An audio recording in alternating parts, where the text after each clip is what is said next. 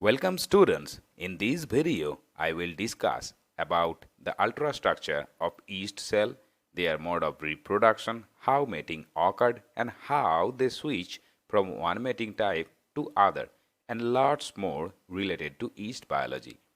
You can prepare notes for your university examination from this video. So let's start.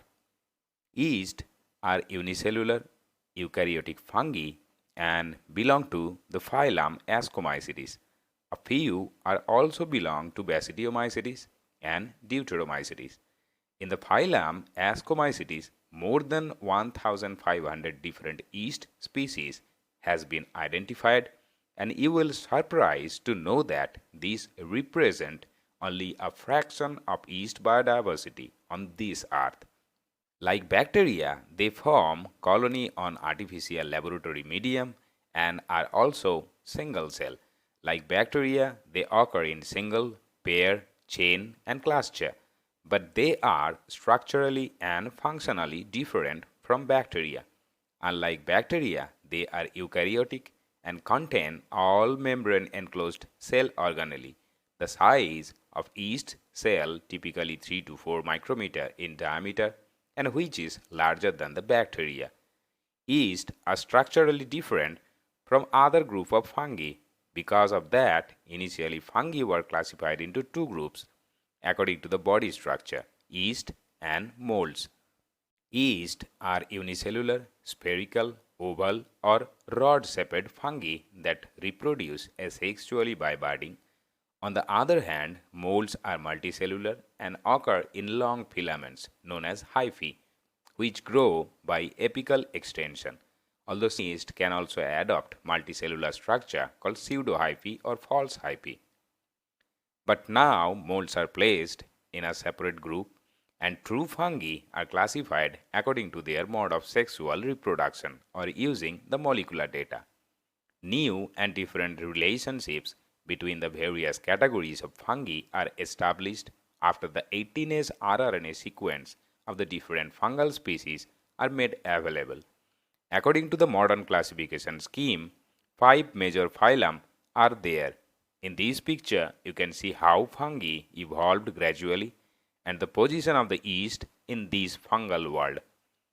Like all other fungi, optimum pH for the most yeast species is about 5.6, but some can tolerate and grow in pH ranges from 2 to 9. Yeast cells are less sensitive to high osmotic pressure than bacteria. As a result, they can grow in concentrated salt solution or in concentrated sugar solution, such as jelly. Yeast are commonly found on plant materials like leaves, flowers, ripe fruits, nectar, as well as cured meat and in soil and water. Yeast are also found on the skin surface and in the intestinal tract of warm-blooded animals. Inside the host, they may live symbiotically or as parasites. Yeast contain a true nucleus and membrane-enclosed cell organelle like mitochondria, endoplasmic reticulum, Golgi apparatus. The ribosome is ATS type. Like all other eukaryotic cell, the vacuole is also present and it is mainly stored nutrients and also breaks down protein. Sometimes this vacuole is so large that it can be seen clearly under light microscope. Fungal plasma membrane are structurally similar to mammalian plasma membrane. It is composed of equal amount of protein and lipid, but instead of cholesterol, another nonpolar sterol is present called ergosterol as a principal sterol molecule. Several antifungal agents interfere with ergosterol biosynthesis, like amphotericin B and imidazole group of antifungal drugs. The outermost layer is the cell wall. It is rigid structure and 250 nanometer thick. The cell wall constitutes approximately 25% of the dry weight of the yeast cell. It consists of nitrogen-containing sugar called N-acetyl glucosamine or in short NAG, and the polymer is called chitin. You can see the composition of the yeast cell wall in this picture. There are 3 cross-linked layers in the cell wall. The outermost layer is composed of manoproteins, The inner layer is composed of chitin. The intermediate layer is a mixture of both. Interesting fact is that most microorganisms lack digestive enzyme that can degrade chitin. Chitin also found in the external skeleton of some insect and arthropod. The nuclear genome of Saccharomyces cerevisiae contains more than 12 million base pairs packaged in 16 chromosomes. Yeast have approximately 6,000 genes in all, and about one third of these genes are related to human genes. Saccharomyces cerevisiae also contains an additional extranuclear genome in the mitochondria. Like all other fungi, yeast cells are decomposer that obtain nutrients from dead organic matter. Yeast can't able to synthesize food by means of photosynthesis. They just released digestive enzymes in the environment and break down complex organic biomolecules outside the cell, and then pre-digested foods are absorbed. Yeast can metabolize sugar into two different modes. When oxygen is available, they choose aerobic respiration, but in absence of oxygen, they switch to alcohol fermentation.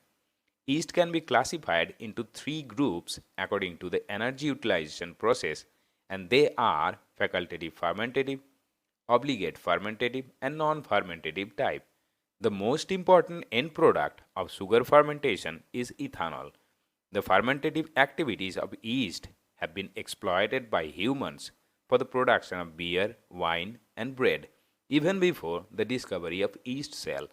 The most widely exploited and studied yeast is Saccharomyces cerevisiae, commonly referred to as baker's yeast. The most interesting thing is that industries classified yeast in various ways, like baker's yeast and brewer's yeast. Although they are same species, but they differ in strain and the amount of alcohol produced during fermentation. Second classification is ale yeast and large yeast.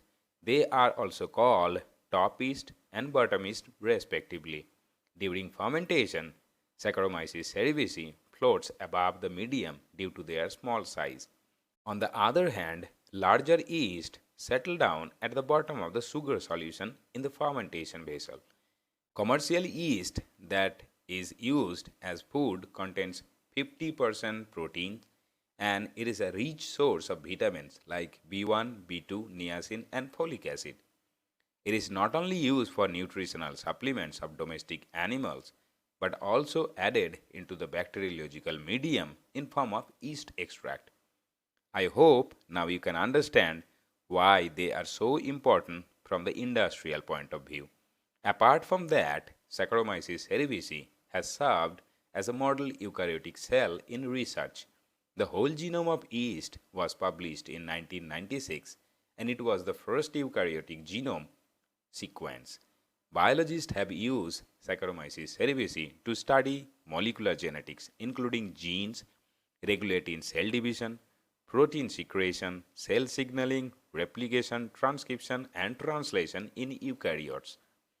Researchers continue to use yeast to solve problems like genetic recombination and correlation between cell age and cancer. The study of yeast not only provides insights into how a simple eukaryote works, but also leads to understanding of several human diseases and heritable disorders. Saccharomyces cerevisiae is also being used to study the mechanism of action of antifungal drugs and how resistance emerges to these drugs. Some yeast are pathogenic and can infect humans like Candida and Cryptococcus.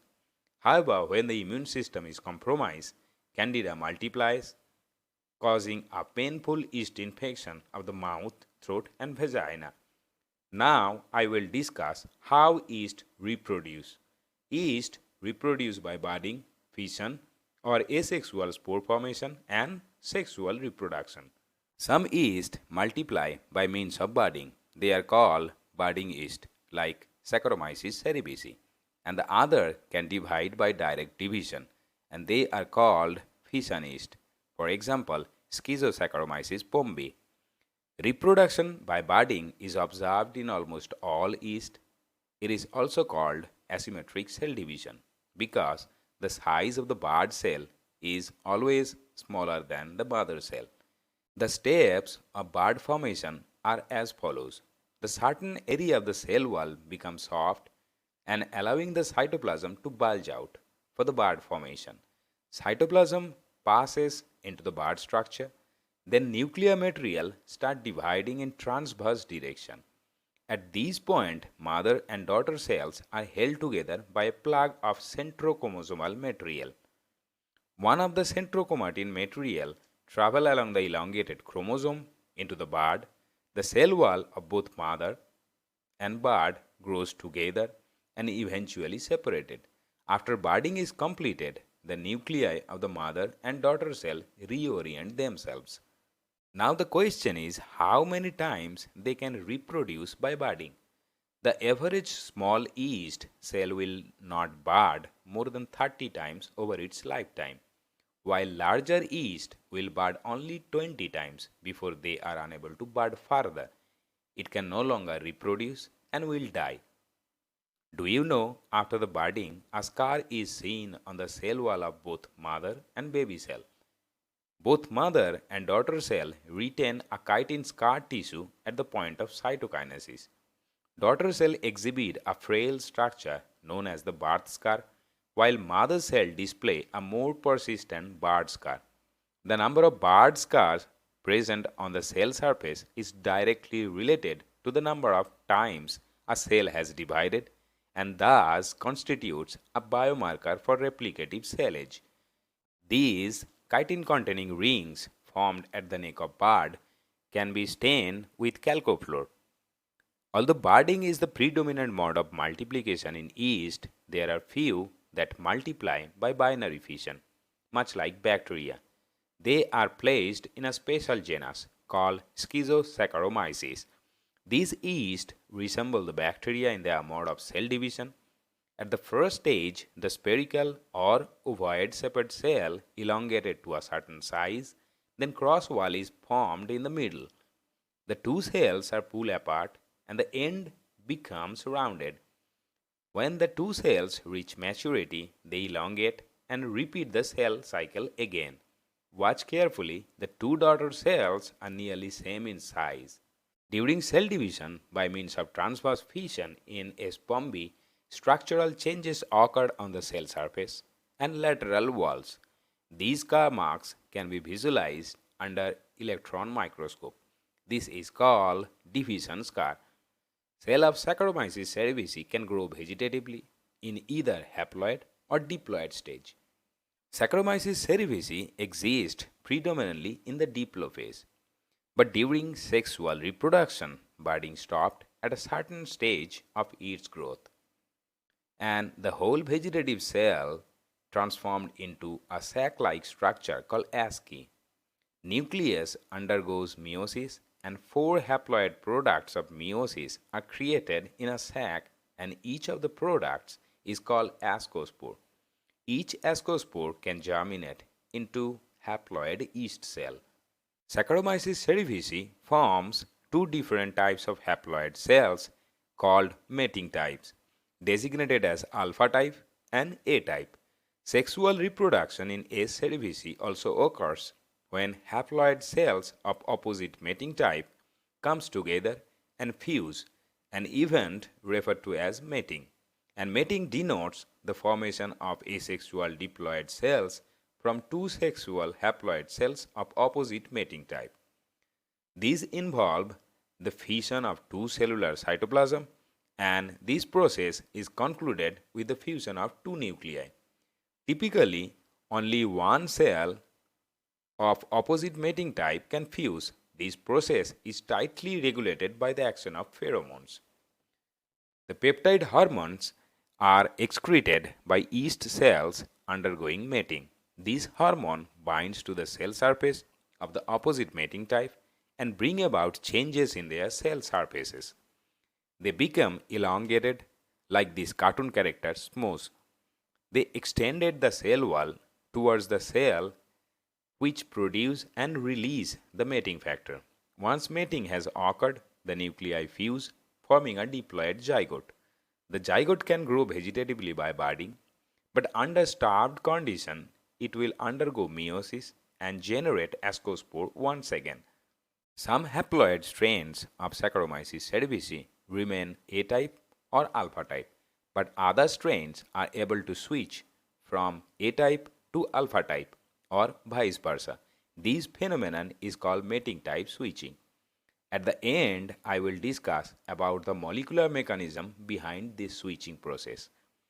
This is the arrangement of genes on the chromosome that are responsible for mating type switching. There are three loci that carry mating type genes. One is in active state called mat locus, and the rest two are silent. At these locus, the mat promoter controls transcription of whichever gene is present. If gene A is at that locus, then the cell is mating type A, whereas if gene alpha is at that locus, the cell is mating type alpha. Switching is triggered by HO gene, which encodes an endonuclease that specifically cuts the genomic locus that determines the mating type of the cell. This cut is repaired by copying a silent copy of the gene for the other mating type and inserting it into the mat locus. So that's all for now. If you like this content, press the like button and don't forget to make your comment in the comment section. Subscribe my channel and share this video with your friends. Press the bell icon for updates. And finally, thanks for watching.